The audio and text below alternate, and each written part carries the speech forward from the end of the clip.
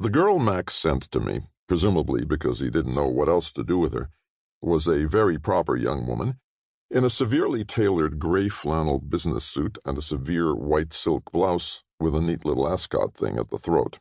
Nicely constructed, of slightly less than medium height, she had a grave oval face dominated by very serious gray-blue eyes. The mouth, although adequate in size, didn't look as if she'd ever taken advantage of its potential for laughter.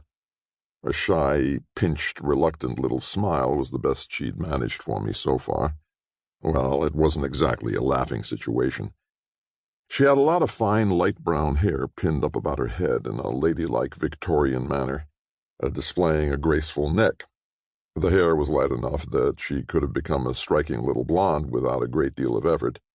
A simple rinse would have done the job. The fact that she hadn't made the effort said a lot about her.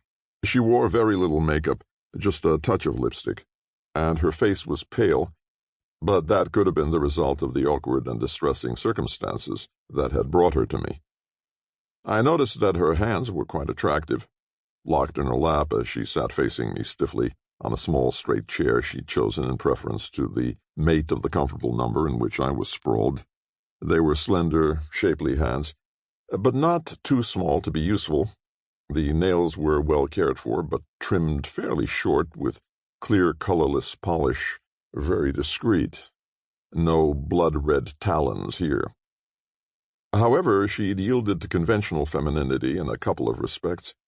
Her neat black pumps, which matched the purse in her lap, had fairly high, slim heels that did nice things for her pretty ankles, and her smoky stockings were very sheer, emphasizing the pleasant shape of her legs.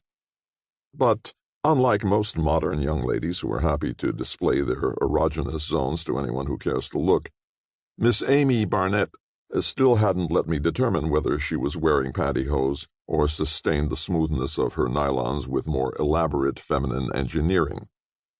So far she'd managed her narrow skirt with faultless modesty, but I would have bet a considerable amount of money on the tights.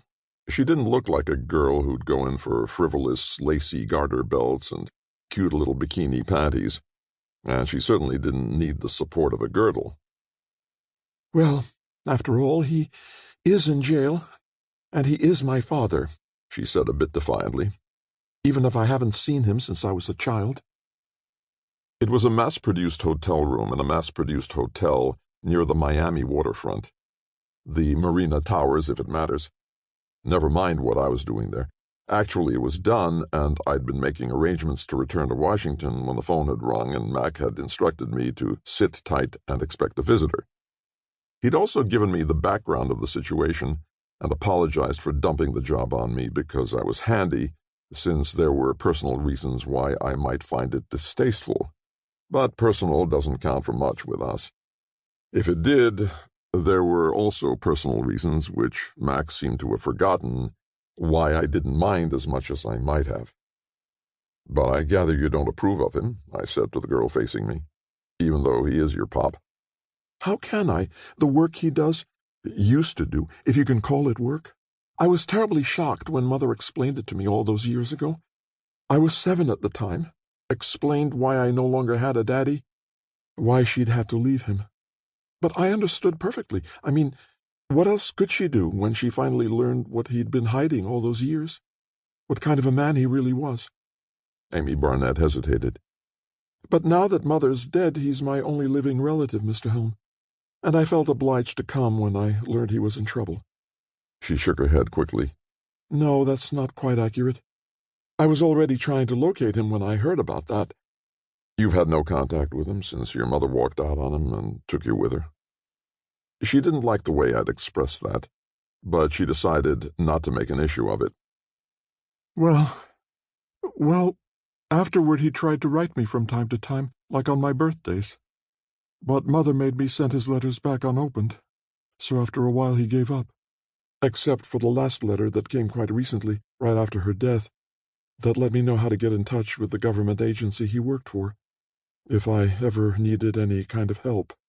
Your agency. He wrote that now he was retired, he'd be traveling outside the country for a while, where he'd be hard to reach. He wanted to be sure I was taken care of, now that Mother was gone.